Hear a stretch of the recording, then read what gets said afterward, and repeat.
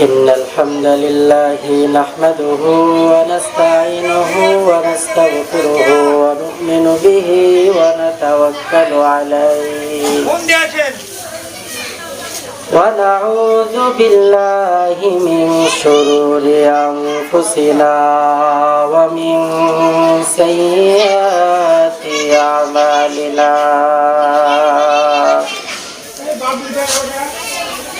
من يهد الله فلا مضل له ومن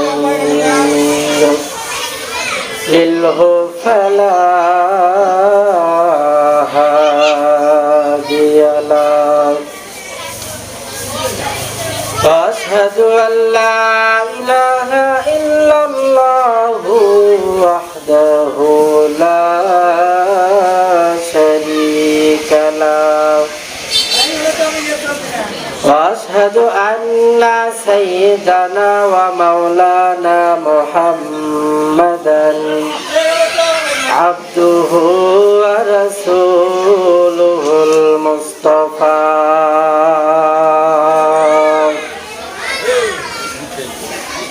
صلى الله تعالى عليه وعلى آله وأصحابه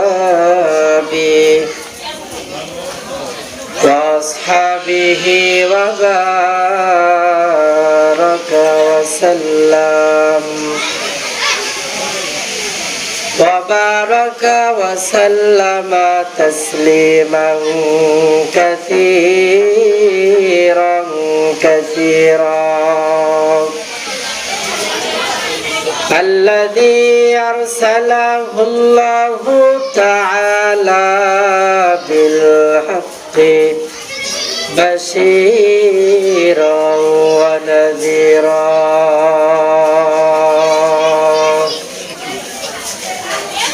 وداعيا إلى الله بإذنه وسراجا منيرا أما بعد فأعوذ بالله من الشيطان الرجيم بسم الله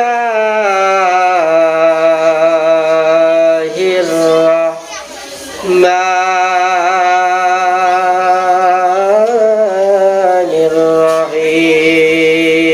الرحيم وما أرسلناك إلا رحمة للعالمين وقال النبي صلى الله عليه وسلم لا يؤمن أحدكم حتى أكون أحب إليه من والده وولده والناس أجمعين أو كما قال النبي عليه الصلاة والسلام صدق الله مولانا العظيم وصدق رسوله النبي الكريم ونحن على ذلك لمن الشاهدين والشاكرين والذاكرين والحمد لله رب العالمين পাগল মন আমার তুমি কারলা গিয়া করলা রে সুখের ঘর পাগল মন আমার তুমি কারলা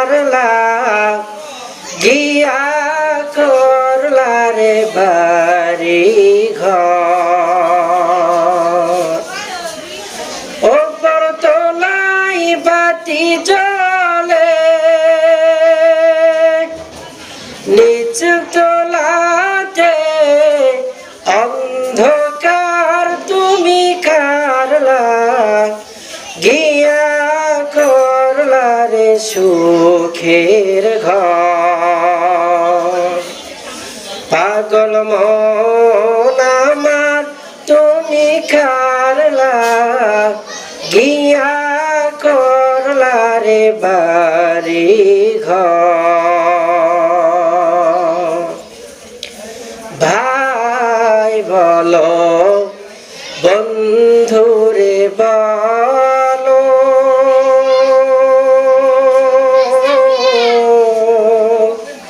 কেউ তো নয়া তোমারি ভাই বলো বন্ধু বলো কেউ তো নয়া তোমারি দু চারটা দিন কে দেখে রাখবে না যে খোঁজ খবর তুমি কারলা গিয়া করলা রে সুখের ঘর পাগল মন আমার তুমি কারলা গিয়া করলা রে বাড়ি ঘর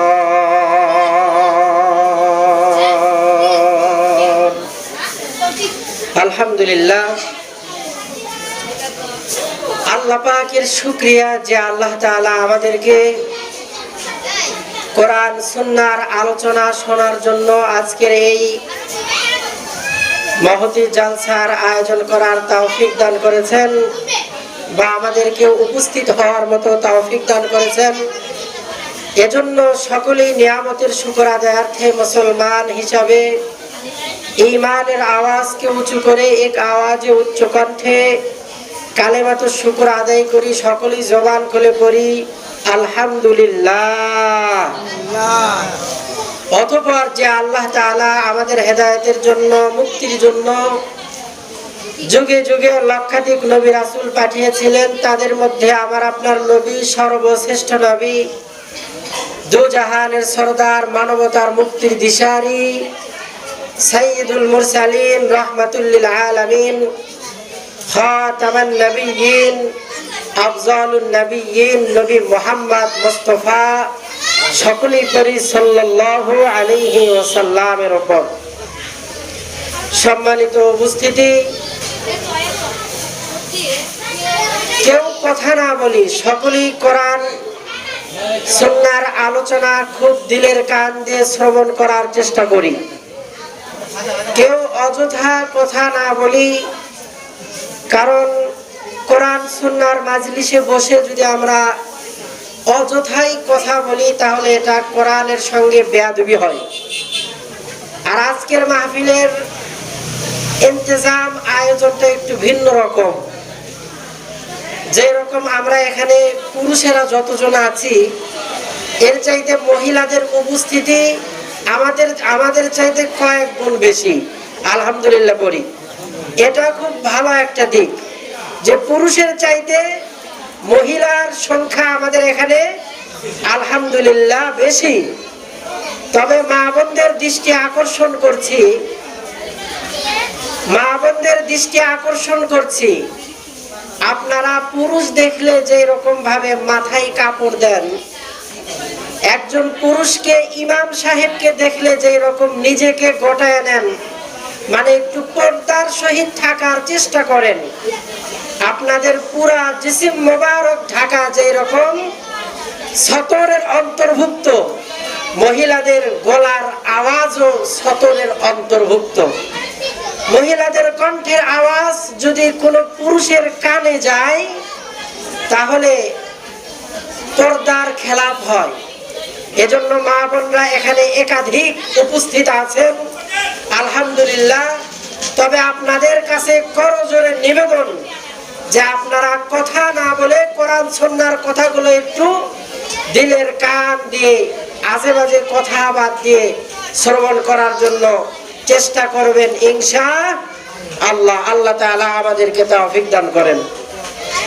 আমি মহাগ্রন্থ পবিত্র কোরআনুল কারীমের সূরাতুল আম্বিয়া থেকে একটি আয়াতে কারিমা তেলাওয়াত করেছি।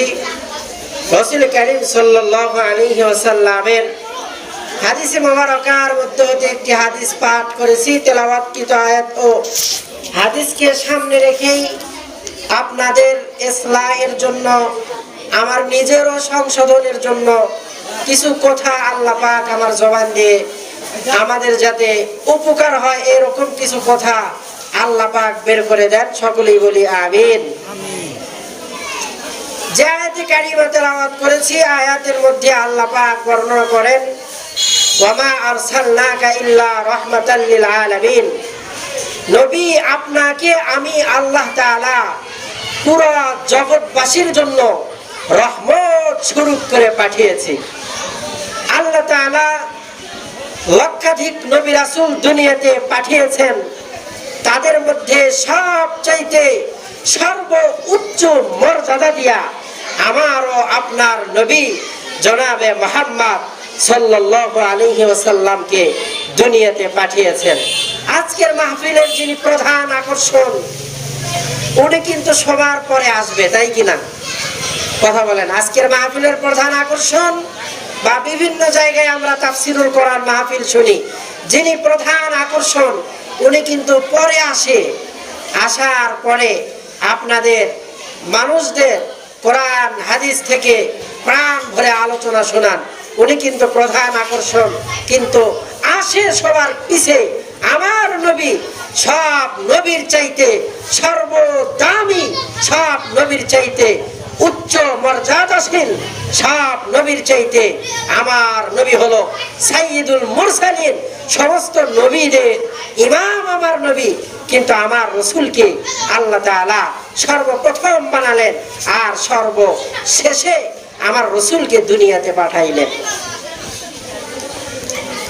আর আল্লাহ তাআলা বললেন ওয়ামা আরসালনাকা ইল্লা রাহমাতাল লিল আলামিন। মানুষকে আল্লাহ তাআলা চারটি বস্তু দ্বারা সৃষ্টি করেছে। কয়টি বস্তু দ্বারা? ভাইরা কথা বলবেন, কয়টি বস্তু দ্বারা মানুষকে সৃষ্টি করেছে? আমাদের এই আওয়াজ যদি মহিলারা শোনে তাহলে তারা এসে কিন্তু সামনে বসার চিন্তা ভাবনা করবে। এজন্য যে কয়েকজনে আছি আলহামদুলিল্লাহ উপস্থিতি একেবারেই খারাপ না। এজন্য মানুষকে আল্লাহ তাআলা চারটি বস্তু দ্বারা সৃষ্টি করেছে। কয়টি বস্তু? এক নম্বরে মাটি, দ্বিতীয় নম্বরে পানি, তৃতীয় নম্বরে আগুন, চতুর্থ নম্বরে আল্লাহ তাআলা বাতাস দ্বারা মানুষকে সৃষ্টি করেছেন। চারটি বস্তু দ্বারা আল্লাহ তাআলা নবী আদমকে সৃষ্টি করেছেন। আর নবী আদমকে যদি আল্লাহ তাআলা চারটি বস্তু দ্বারা সৃষ্টি করেন তাহলে নবী আদম আমাদের আদি পিতা কিনা? নবী আদম আমাদের বাবা কিনা? বাবাকে যদি আল্লাহ তাআলা চারটি বস্তু দ্বারা সৃষ্টি করেন তাহলে আমাদেরকেও আল্লাহ তাআলা চারটি বস্তু দ্বারা সৃষ্টি করেছেন। আল্লাহর পয়গম্বর নবী আদমকে আল্লাহ তাআলা চারটি বস্তু দ্বারা সৃষ্টি করার পর পয়গম্বর আদমের জিসিমের মধ্যে এবার রূহ ফুঁকায়া দিলেন।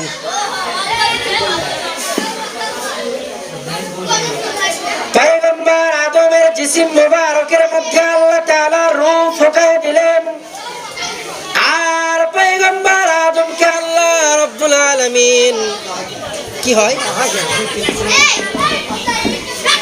তার মনে হয় কেউ তারটা ওখানে বেঁধে দেন যাতে তার না নড়াচড়া করে। হ্যাঁ ভাই, আশেপাশে যারা আছি কথা না বলি, যুবক ছেলে পেলে, ছোট ছোট কচি গাছা বাচ্চারা, তোমরা একটু চিল্লাচিল্লি কম করো। সবাই একটু আস্তে ধীরে কথা বলার চেষ্টা করি। মা বোন যারা আছেন আপনাদের ছেলে মেয়েদেরকে আস্তে কথা বলার জন্য আপনারা একটু উৎসাহ দেন যে তোমরা আস্তে কথা বলো। এখানে বক্তা সাহেব কোরআন হাদিস থেকে বয়ান করছেন, আর আশেপাশে যারা ঘোরাফেরা করছি, এই যুবক ভাইরা, এই ছেলেমেয়ে তোমরা এখানে বসে পড়ো, আর কেউ কথা না বলি, আশেপাশে যারা আছি সবাই এসে এখানে বসে পড়ি, কেউ কথা না বলি। যে কথাটা বলতেছিলাম, আল্লাহ রাব্বুল আলামিন পয়গম্বর আদমকে 4টি বস্তু দ্বারা সৃষ্টি করার পর নবী আদমের জিসিম মোবারকের মধ্যে আল্লাহ তাআলা রূহ ফুকায়া দিলেন। রূহটা দেওয়ার পরে আল্লাহ তাআলা ইয়া ইবনে আহমদ বলে পয়গম্বর আদমকে ডাক দিলেন। পয়গম্বর আদম আমাদের আদি পিতা, আল্লাহ তাআলাকে ডাক দিয়ে বললেন, মালিক, আমাকে আপনি আদম নাম দিয়েছেন, কিন্তু আমার নামের শুরুতে আপনি আমাকে ইয়া ইবনে আহমদ বলে কেন ডাক দিলেন? এই আহমদটাকে আমি জানতে চাই। আল্লাহ তাআলা জানিয়ে দিলেন, পয়গম্বর আদম, আপনার সন্তানগুলোর মধ্যে দুনিয়াতে যত সন্তান কিয়ামত পর্যন্ত দুনিয়ার জমিনের মধ্যে আসবে রে, সব সন্তানের মধ্যে আমি আল্লাহ তাআলা আপনার যে সন্তানকে সর্বোচ্চ মর্যাদা দিয়া, সর্বোচ্চ মাকাম দিয়া যাকে দুনিয়াতে পাঠাইব, আপনার ওই সন্তানের নাম হলো আহমদ। এই জন্য আমি আল্লাহ তাআলা আপনাকে ইয়া ইবনে আহমদ বলে ডেকেছি, যে আহমদের পিতা আহমদ আর কেউ নয় রে, আহমদ হলো সর্বশ্রেষ্ঠ নবী হযরতে মুহাম্মদ মুস্তাফা। আল্লাহ রাব্বুল আলামিন পয়গম্বর আদমকে আহমদ বলে ডাক দেওয়ার পরে আল্লাহ তাআলা নবী আদমকে বলল, আদম, তুমি এবার তোমার মাথাটারে আরশে আজিমের নিচ থেকে আরশের দিকে তোমার মাথাটা উঠাও। পয়গম্বর আদম যখনই মাথাটা উপরের দিকে উঠালেন, মাথা উপরের দিকে উঠানোর পরে পয়গম্বর আদম, নবী আদম ডানে তাকালেন, তাকানের পর দেখে নূর, বামে তাকালেন, তাকানের পর দেখে নূর, সামনে তাকালেন, পেছনে তাকালেন, তাকানের পরে দেখে নূর। আল্লাহ তাআলাকে জিজ্ঞাসা করলেন, ও আল্লাহ, এত সুন্দর আলো, এত আলো কিসের আলো? আল্লাহ তাআলা জানিয়ে দিলেন, নবী আদম, এটা হলো আপনার সন্তান আহমদের চেহারার নূর। সুবহানাল্লাহ বলে। আল্লাহ তাআলা আমার পয়গম্বর নবী মুহাম্মদকে দুনিয়াবাসীর জন্য রহমত করে পাঠালেন। নবী আমার মানুষের জন্য রহমত, নবী আমার জিন জাতির জন্য রহমত, নবী আমার পুরুষের জন্য রহমত, নবী আমার নারীর জন্য রহমত, পয়গম্বর আমার ওই রূহের জগতের রূহের জন্য বড় রহমত। আমার পয়গম্বর যারা মায়ের গর্ভে যায় তাদের জন্য রহমত। আমার পয়গম্বর জনাবে মুহাম্মদ মুস্তাফা যারা দুনিয়াতে বসবাস করে দুনিয়াবাসীর জন্য বড় রহমত। মানুষগুলো যখন দুনিয়া ছেড়ে কবরের বাড়িতে যায়, ওই কবরের বাসিন্দাদের জন্য আমার নবী রহমত। আবার ওই কবর থেকে যখন আল্লাহ তাআলা হাসরের মাঠ কায়েম করবেন, বিচারের ব্যবস্থা করবেন, ওখানে ওই জগতের জন্য আমার পয়গম্বর রহমত। আল্লাহ তাআলা জান্নাত বানিয়েছেন মানুষের নেকি বদি হিসাব করার পরে মানুষকে জান্নাতে প্রবেশ করাবেন, আর যাদের নেকির পাল্লা হালকা হয়ে যাবে আল্লাহ তাআলা তাদেরকে জাহান্নামের ভিতরে নিমজ্জিত করবেন। যাদের নেকির পাল্লা ভারী হয়ে যাবে আল্লাহ তাআলা তাদেরকে জান্নাতের ভিতরে দাখিল করাইয়া দিবেন। আমার পয়গম্বর জান্নাতবাসীদের জন্য বড় রহমত। এক কথায় আল্লাহ তাআলা পুরো কায়নাতের মধ্যে যা কিছু রেখেছে সব কিছুর জন্য, মানুষের জন্য, সমস্ত পশু পাখি সব কিছুর জন্য আমার পয়গম্বরকে আল্লাহ তাআলা রহমত করিয়া পাঠিয়েছেন। সুবহানাল্লাহ বলেন, জিকির করেন লা ইলাহা ইল্লাল্লাহ, লা ইলাহা ইল্লাল্লাহ, লা ইলাহা ইল্লাল্লাহ, লা ইলাহা ইল্লাল্লাহ। মুহাব্বতে সকলেই জবান খুলে জিকির করি লা ইলাহা ইল্লাল্লাহ।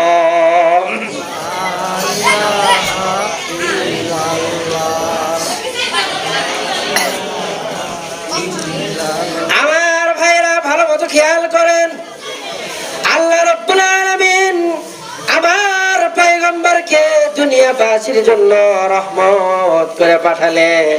রবিউল আউয়াল মাসে আমার পয়গম্বরকে আল্লাহ তাআলা দুনিয়ার জমিনে পাঠালেন।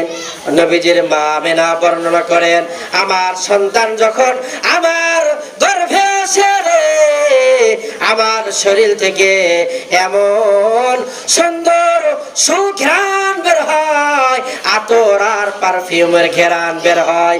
আমার স্বামী, আমার সন্তান মুহাম্মাদের বয়স যখন আমার গর্ভে 6 মাস, আমার স্বামী আমার সন্তানকে অ্যাকসেপ্ট করার জন্য, গ্রহণ করার জন্য আমার সঙ্গে পরামর্শ করলেন আর বললেন, তোমার গর্ভে যে সন্তান আমার মারা একটু দিলের কান লাগায় শ্রবণ করবেন রে মা। ও মা, একটু দিলের কান লাগায় শ্রবণ করেন। পয়গম্বর সাল্লাল্লাহু আলাইহি ওয়াসাল্লাম আমার নবীজির মা বর্ণনা করেন, আমার সন্তান যখন আমার গর্ভে, আমার শ্বশুর আব্বার কাছে এলাকার লোকজন নালিশ করছে যে ও আব্দুল্লাহর বাবা আব্দুল মুত্তালিব, আপনার বৌমা যেই রাস্তা দিয়ে যায় ওই রাস্তা দিয়ে আতর পারফিউমের ঘ্রাণ বের হয়ে যায়। ও আব্দুল মুত্তালিব, আপনার সন্তান দুনিয়া থেকে বিদায় নিয়ে চলে গেছে, আপনার বৌমার গর্ভে সন্তান রয়েছে। এই সন্তান আমরা চাই ভালো একটা সন্তান দুনিয়াতে ভূমিষ্ঠ হোক, কিন্তু দাদা আব্দুল মুত্তালিব শুনে রাখেন, আপনার বৌমা আমেনা কিন্তু রাস্তা দিয়ে হেঁটে যায় আর দামি দামি আতর পারফিউম ব্যবহার করে যায়, আমাদের নাকে কিন্তু গন্ধ আসে। নবীজির দাদার নিকটে নালিশ করছে, নবীজির দাদা বৌমাকে ডাক দে, বলে ও বৌমা, তোমার স্বামী দুনিয়া থেকে বিদায় নিয়ে চলে গেছে আর তুমি দামি দামি আতর পারফিউম সেন্ট মেরে মদিনার মধ্যে, মক্কার মধ্যে বের হও, এটা তো তোমার পক্ষে সম্ভব নয়। মা আমেনা এবার ডাকতে বলে, ও শ্বশুর আব্বা, কি বলবো আমি, আমার গর্ভের মধ্যে কে যেন আসতে গো, এই সন্তান যেদিন থেকে আমার গর্ভে আসতে ওই দিন থেকে আমি মা আমেনা যেই বিছানায় শয়ন করি ওই বিছানা থেকে মিশকের ঘ্রাণ বের হয়। সুবহানাল্লাহ বলে, রাসূলের শান এগুলো। ও বাবা, কি বলবো, যে রাস্তা দিয়ে আমি যাই ওই রাস্তা দিয়ে আতর পারফিউম আর খুশবুর সেন্ট বের হয়। এবার দাদা আব্দুল মুত্তালিব ডাক দিয়ে বলল, বৌমা, তুমি যে দামি দামি আতর পারফিউমের বাইরে বের হও, আমার মা, আমার বোন এখানে অনেকে উপস্থিত আছে, আপনাদের পায়ে হাত দিয়ে বলি রে মা, আপনারা স্বামীর জন্য সাজবেন, নবীজির সুন্নাত স্বামীর জন্য সাজবেন, কিন্তু আপনি যদি আতর পারফিউম দামি দামি সেন্ট লাগাইয়া রাস্তায় বের হন, যতগুলো পুরুষের নাকে সেন্ট যাবে সবার সঙ্গে জেনা করার গুনাহ তাদের আমলনামার মধ্যে লিপিবদ্ধ করা হবে। কত বড় কঠোরতা অবলম্বন করা হয়েছে। এবার মা আমেনা বর্ণনা করেন, আমার সন্তান যেন তেন মহামানব নয়। আমি আমার সন্তান গর্ভে নিয়া গাছের নিচে বসে আছি, তো আমি তাকিয়ে দেখি আমার গর্ভ থেকে এমন একটা নূর আমার মাথা বরাবর উপরের দিকে উঠে চমকাইতেছে। আমি মা তাকিয়ে দেখি ওই নূরের কারণে মাশরিক থেকে মাগরিব পর্যন্ত, শিমাল থেকে জনুব পর্যন্ত, আসমান থেকে জমিন পর্যন্ত আমার পয়গম্বরের নূরের আলোতে আল্লাহ তাআলা পুরা জগৎটারে আল্লাহ তাআলা আলোকিত করে দিয়েছে। সুবহানাল্লাহ বলে। আমার পয়গম্বর নবী আলাইহিস সালাম যেদিন দুনিয়াতে আসেন, মা আমিনা বর্ণনা করে আমার সন্তান দুনিয়াতে আসার সময় ঘনিয়ে আসতে আমি আমার শ্বশুর আব্বাকে বললাম, বাবা সন্তান মনে হয় ভূমিষ্ঠ হয়ে যাবে। আমার শ্বশুর আব্বা আমার জন্য ধাত্রীর ব্যবস্থা করলেন। রাত্র যখন গভীর হয়ে গেল, আমি আমিনা নবীজির মা তাকিয়ে দেখি আমার ঘর আর স্বাভাবিক নাই, আমার ঘরের ছাদ তো উপর থেকে ফেরে গেছে। যাওয়ার পরে দেখি কে যেন আমি তো চিনি না, হাতের মধ্যে নূরের মশাল নিয়ে আলো নিয়ে আমার ঘরের ভিতরে প্রবেশ করে। আমি মা আমিনা আমার গর্ভে মোহাম্মদ, আমি তো বড় আশ্চর্যান্বিত হয়ে গেলাম আর বললাম, তোমরা কারা? এবার জবাব দিলেন, আমরা জান্নাতের হুর আর গেলমান, আমরা মুহাম্মদ সাল্লাল্লাহু আলাইহি ওয়াসাল্লামকে দেখার জন্য আসছি। সুবহানাল্লাহ বলে। সুবহানাল্লাহ। মা আমিনা কিছুক্ষণ পর তাকিয়ে দেখে আবার ঘরের ভিতরে কে যেন আগমন করলেন, হাতে নূরের মশাল। আল্লাহ পাকের রাসূলের মা ডাক দিয়ে বলল, তোমরা কারা? তোমাকে তো চিনি না। এবার আম্মা জান হাওয়া আলাইহিস সালাম ডাক দিয়ে বলে যে, নবীজির মা আমিনা শুনে রাখো, আজকে আমার সন্তানের মধ্যে সবচাইতে মর্যাদাপূর্ণ, সবচাইতে দামি সন্তান আহমদ নামে সন্তান দুনিয়ার জমিনে আসবে রে। আমি আমার সন্তানকে অ্যাকসেপ্ট করার জন্য, গ্রহণ করার জন্য আসছি। আমার সন্তান মুহাম্মদকে সুস্বাগতম দেওয়ার জন্য আমি হাওয়া আলাইহিস সালাম চলে আসছি। কিছুক্ষণ পর নবীজির মা আমিনা তাকিয়ে দেখলেন ঘরের মধ্যে বিবি আসিয়া নূরের মশাল নিয়ে ঘরের ভেতরে আগমন। আপনি কে? বলে আমি বিবি আসিয়া। কেন আসতেন? বলে আমার সবচাইতে মহাব্বতের নবী নবী মুহাম্মদকে সুস্বাগতম জানানোর জন্য আসছি। আল্লাহর পয়গম্বর দুনিয়ার জমিনে তাশরীফ আনলেন।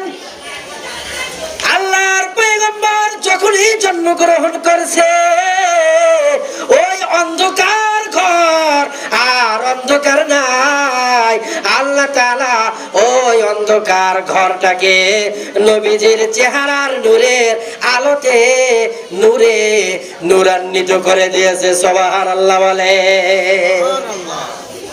নবীজির দাদা আব্দুল মুত্তালিব বাড়ির বাহিরে দাঁড়িয়ে আছে আর অপেক্ষা করছে আমার নাতি কখন দুনিয়াতে আসবে রে।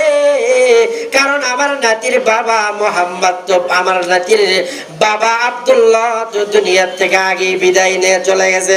নবীজির দাদা আব্দুল মুত্তালিব নবীজিকে সুস্বাগতম জানানোর জন্য বাড়ির গেটের সামনে দাঁড়িয়ে আছে। যখনই তাকে দেখে সুবে সাদেকের সময় পয়গম্বর আলাইহিস সালামের মায়ের ঘরের ভিতরে হুজরার চেহারার ভিতরে নূরের আলোর মতো ঝলমল করে। এবার দাদা আব্দুল মুত্তালিবের বোঝার আর বাকি রইল না যে আমার নাতি আহমদের দুনিয়াতে মনে হয় চলে আসতে। পয়গম্বর আলাইহিস সালামকে সুস্বাগতম জানানোর জন্য গেটের সামনে যাবে, কিন্তু আল্লাহ রাব্বুল আলামিন পয়গম্বরের জন্মের পরে পরেই জিবরিল আমিনকে পাঠিয়ে দিয়েছে একটি জান্নাতি রেশমি তয়লা নিয়া। আর জিবরিল আমিনকে বলছে, ও গো জিবরাইল, আমার পয়গম্বর, আমার দোস্ত, আমার হাবিব মুহাম্মদ পুরো দুনিয়াবাসীর জন্য রহমত, আমার পয়গম্বরকে জান্নাতের রেশমি রুমালের ভিতরে নিয়া আসমান থেকে জমিন পর্যন্ত, মাশরিক থেকে মাগরিব পর্যন্ত, শিমাল থেকে জুনুব পর্যন্ত প্রত্যেকটা জায়গায় ঘুরাইয়া ফিরাইয়া আমার নবী যে দুনিয়াবাসীর জন্য রহমত, পুরো দুনিয়ার ভেতরে রহমতটা বিলিয়ে দাও। সুবহানাল্লাহ বলে। আমার পয়গম্বর দুনিয়াবাসীর জন্য রহমত। ভাইরা আমার খেয়াল করেন, আল্লাহর নবী আমাদের জন্য রহমত, এই কথাটা বোঝানোর জন্য অনেক দূর যাইতে হচ্ছে। এবার দাদা আব্দুল মুত্তালিব বড় পাগল হয়ে গেছে আর গেটের সামনে দাঁড়িয়ে গেছে। কইরে আমার নাতি, ও বৌমা, তাড়াতাড়ি আমার নাতি মোহাম্মদ রে আমার কোলে উঠাইয়া দাও। কিন্তু ঘরের গেটের সামনে যাবে, গেটের সামনে আল্লাহ তাআলা দারওয়ান হিসেবে রেখে দিয়েছে মিকাইল আলাইহিস সালামকে। আর বলে দিয়েছে, আমার পয়গম্বরকে নিয়ে জিবরিল আমিন গোটা দুনিয়া সফর করতেছে, যতক্ষণ না পর্যন্ত সফর শেষ হবে তুমি মিকাইল এই গেটে দারওয়ানের দায়িত্ব পালন করবা, কেউ যাতে এই গেটের ভিতরে আর প্রবেশ করতে না পারে। দাদা আব্দুল মুত্তালিব বড় পাগল হয়ে গেছে। ঘরের গেটে গিয়ে বলে, তুমি কে? তোমারে তো চিনি না। একটু ধাক্কা মেরে ভেতরে যাইতে লাগছে। মিকাইল আলাইহিস সালাম এবার তার হাত ধরে একটু ইশারা করছে। নবীজির দাদা আব্দুল মুত্তালিব কয়েক হাত দূরে গিয়ে পড়ে গিয়েছে।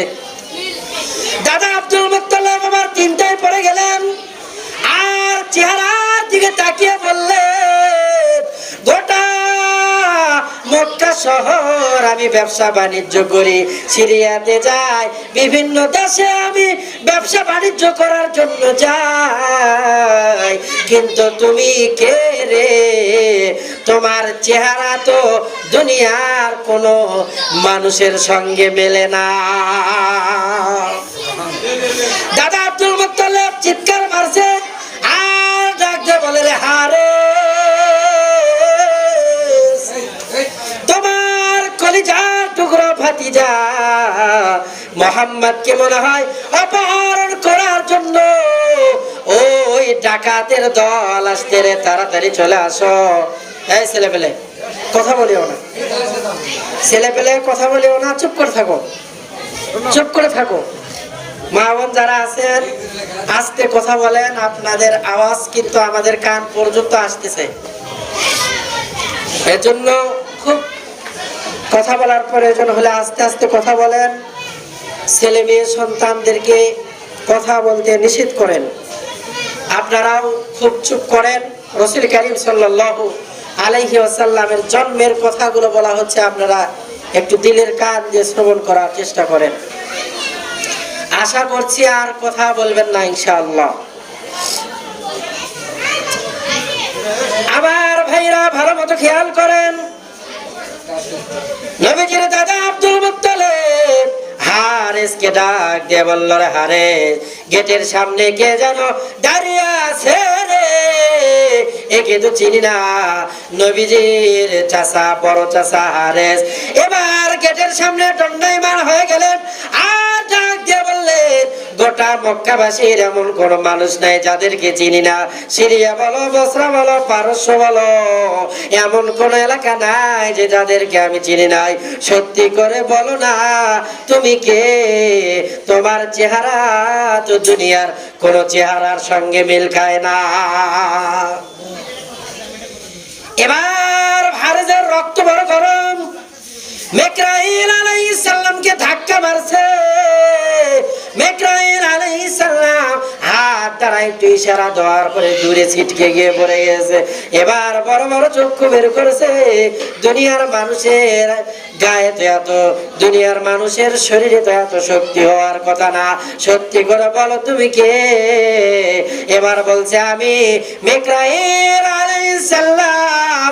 কিছুক্ষণ পর ঘরের ভেতরে তাসনি বানেন, কারণ আমার মায়ের নবী, দয়ার নবী মুহাম্মদ কে আল্লাহ তাআলা গোটা জগৎবাসীর জন্য রহমত করে দুনিয়াতে পাঠিয়েছেন। জিবরিল আমিন আমার ভাই মুহাম্মদকে নিয়ে গোটা দুনিয়ার মধ্যে আল্লাহ পাকের রহমত বিলিয়ে দিতেছে। আল্লাহর হাবিবের জন্ম হয়ে যাওয়ার পরে আল্লাহর হাবিব সঙ্গে সঙ্গে সিজদায় পড়ে গেলেন। নবীজির মা আমেনা বর্ণনা করে, আমার সন্তান সিজদায় লুটিয়ে পড়েছে।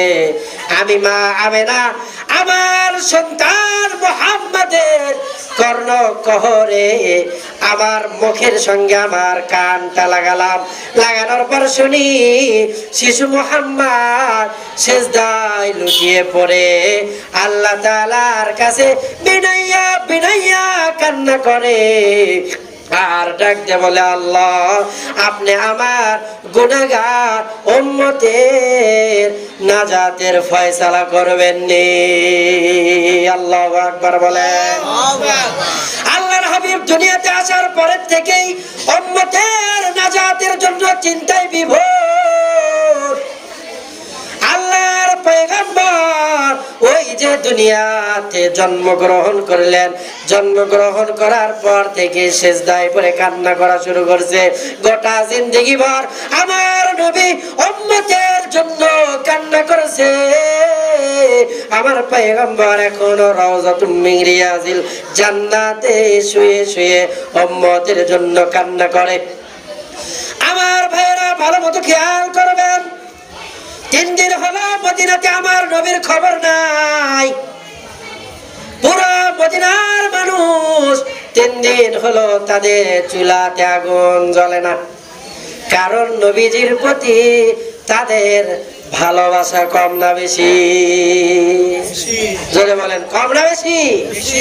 আল্লাহর হাবিব বলেছেন, লা ইয়ামিনু আহাদুকুম হাত্তা আকুনা আহাব্বা ইলাইহি মিন ওয়ালিদিহি ওয়া ওয়ালাদিহি ওয়ান নাসি আজমাইন।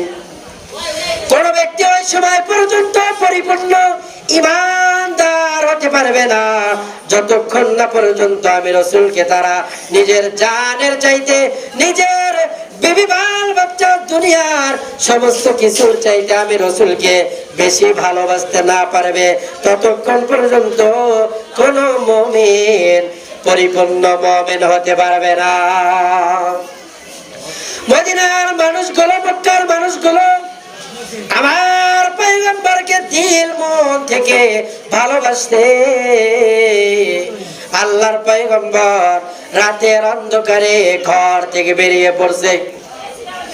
সমস্ত সাহাবারা ফজরের নামাজের আযান হয়ে গেছে, নামাজের টাইম পার হয়ে যায়, পয়গম্বর নামাজের মুসাল্লায় আসে না। সাহাবাদের মধ্য থেকে কয়েকজন সাহাবা হুজরা শরীফে গেলেন আর ডাকতে বললেন, নবীজি নামাজের টাইম হয়ে গেছে, আমরা তো ইমামতি করার সাহস রাখি না গো নবী। ওগো আল্লাহর নবী তাড়াতাড়ি আসেন, নামাজের মুসাল্লায় দাঁড়িয়ে যান।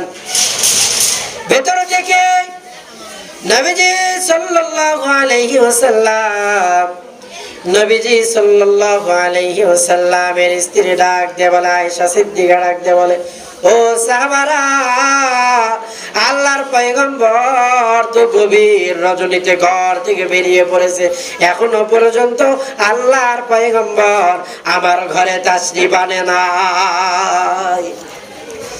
সাহাবারা এবার সকালবেলা বের হয়ে পড়ছে। একদিন যায়, 2 দিন যায়, 3 দিন যায়, পুরা মদিনার মধ্যে পয়গম্বর সাল্লাল্লাহু আলাইহি ওয়াসাল্লামের কোনো খবর নাই। পুরা মদিনার মধ্যে কান্নার রোদ পড়ে গেছে। আর শিশু সন্তানগুলো কান্না করে আর বলে, আমাদের প্রিয় মানুষ মুহাম্মদ সাল্লাল্লাহু আলাইহি ওয়াসাল্লাম কই রে? মা সন্তানদেরকে খাওয়ানোর জন্য খানা রেডি করে, কিন্তু শিশু সন্তানগুলো মারে ডাক দে, বলে মা, ওই পয়গম্বরকে আজকে 3 দিন হলো আমরা দেখি না, যতক্ষণ না পর্যন্ত আমার পয়গম্বর এই মদিনার জমিনে না আসবে রে মা, আমরা ক্ষুধার জ্বালায় ইন্তেকাল করব, এরপরেও আমরা পেটে কোনো দানা পানি দিব না। নবীজির প্রতি ভালোবাসা। এবার সবাই কান্নার রোদ পড়ে গেছে। 3 দিন পরে আবু বকর সিদ্দিক, ওমর ফারুক রাদিয়াল্লাহু তাআলা আনহু মাশওয়ারায় বসলে, ওগো আবু বকর, আর এখানে বসে থাকলে চলবে না, ওমর চলো চলো এবার মদিনার বাইরে যাই। ওমর ফারুক রাদিয়াল্লাহু তাআলা আনহুর রক্ত বড় গরম, বাজারে গিয়া ঘোষণা দিয়ে দিয়েছে, রে মদিনার কাফেরগুলো, মদিনার মুনাফিকরা, ভালো মতো শুনিয়ে রাখো, আমার পয়গম্বরের 3 দিন হলো মদিনাতে কোনো খবর নাই। আল্লাহর পয়গম্বরকে যদি আজকের দিনের মধ্যে না বের করতে পারো রে, আমি ওমরের তরবারির হাত থেকে তোমরা কেউ কিন্তু রেহাই পাবে না। কাফের বেঈমানদের মাথার মধ্যে বড় চিন্তা, মুনাফিকরাও বড় চিন্তিত। ওমরের তরবারির আঘাত থেকে এবার মনে হয় আর আমরা বাঁচতে পারবো না। আবু বকর সিদ্দিক, ওমরে ফারুক রাদিয়াল্লাহু তাআলা আনহু এবার বের হয়ে পড়ছে। শহর ছেড়ে গ্রামের মধ্যে গেছে। যাওয়ার পরে তাকিয়ে দেখে মরুভূমির মধ্যে গাছের কিনারায় 2-4 জন রাখাল, তারা মশওয়ারা করে। আবু বকর সিদ্দিক তাকিয়ে দেখে পুরা পাতারের ভিতরে হাজারো উট, দুম্বা, ভেড়া, ছাগল দেখা যায়, কিন্তু তাদের মাথা ওই ঘাসের দিকে নয়, তাদের মাথা হলো উপরের দিকে। রাখালগুলো এবার চিন্তায় পড়ে গেছে। আবু বকর ওমরকে দেখে কান্নায় জর্জরিত হয়ে গেছে। আর ডাকতে বলে, আবু বকর,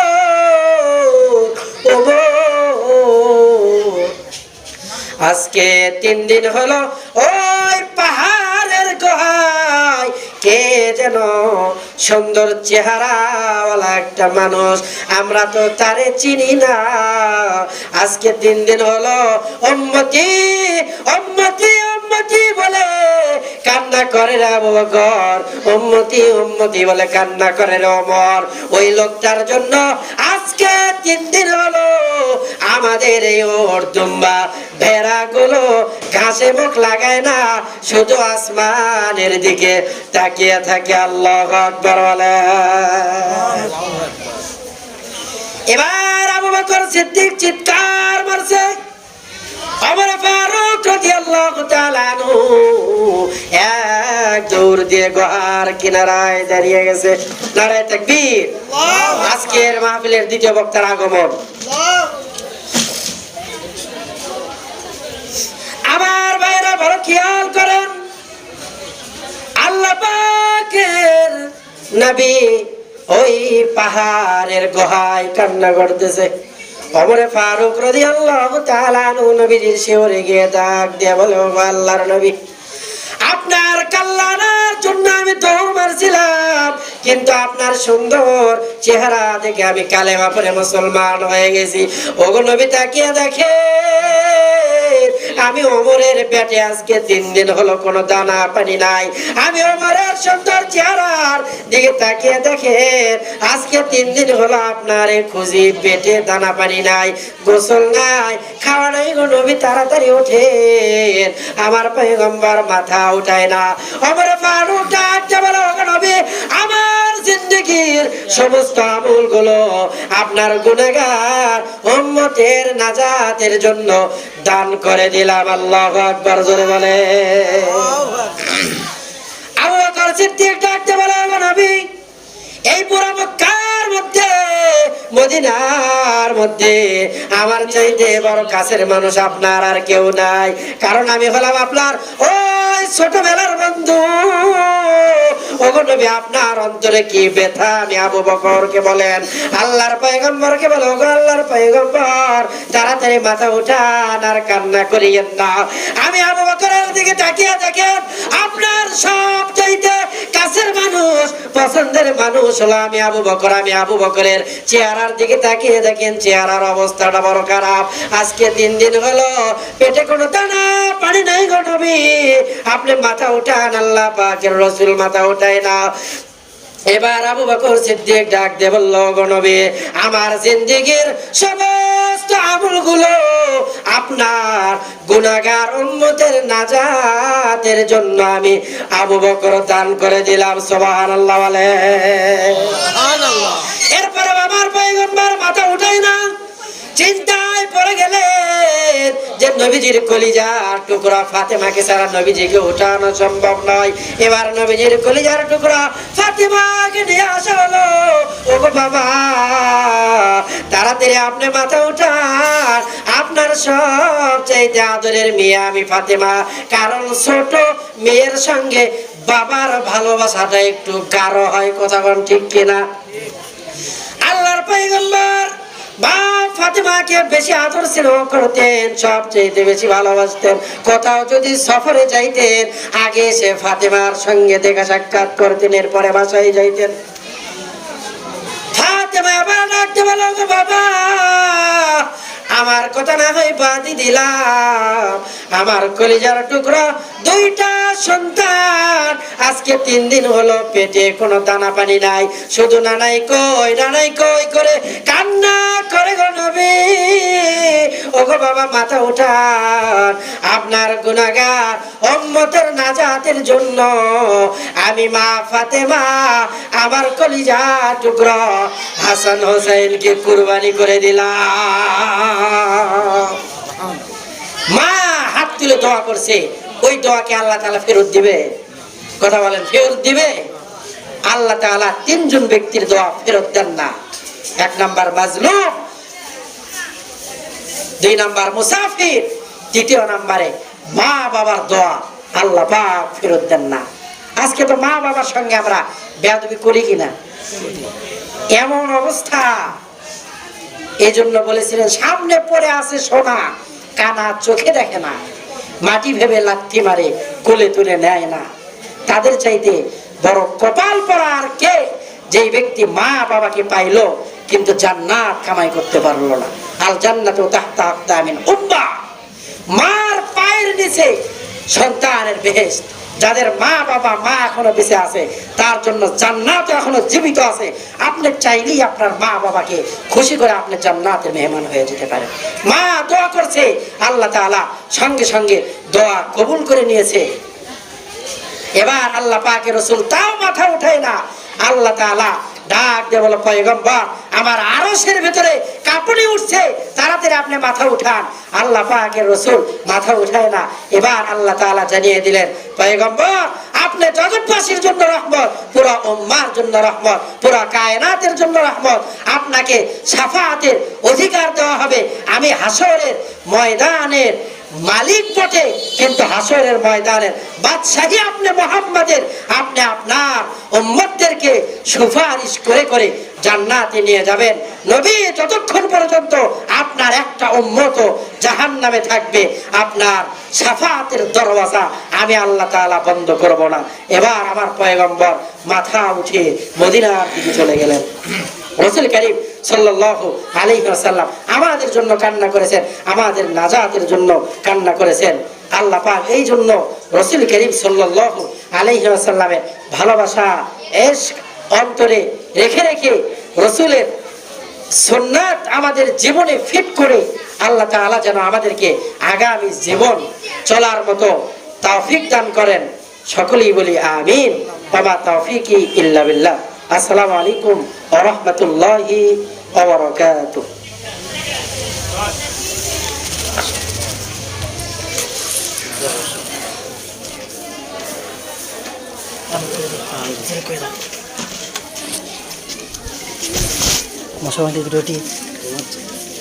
আলহামদুলিল্লাহ, অত্যন্ত গুরুত্বপূর্ণ আলোচনা রাখছিলেন হাফেজ মাওলানা মোস্তফা